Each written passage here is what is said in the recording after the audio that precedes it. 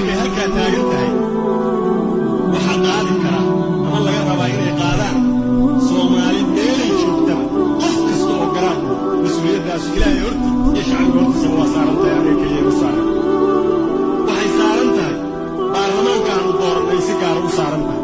waxay saaran tahay duubka ina doorto ayagu ina dhalay macallimiinta duubkii dhalay saaran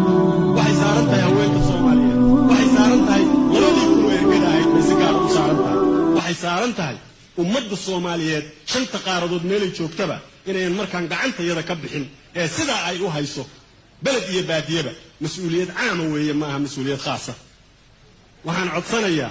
mas'uuliyadda inta la eg oo aniga aad magac ahaan hormuudi iga dhigteen Ilaahay hortii inaad ka ballan qaadaan inaad ila qaadaysaan adnan keligay ugu eeganay